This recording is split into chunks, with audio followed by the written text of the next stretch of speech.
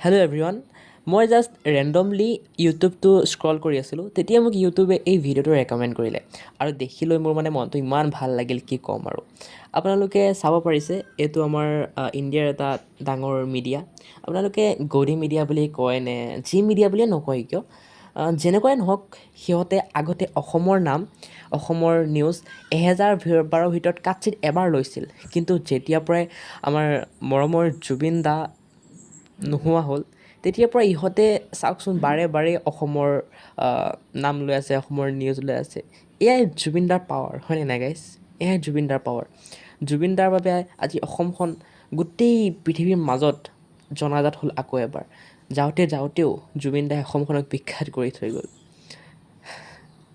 কি ক'ম মানে বেয়াও লাগি আছে মানে আৰু অলপমান সুখ মানে ফিল হৈ আছে জয় জুবিন দা অমৰ থাকক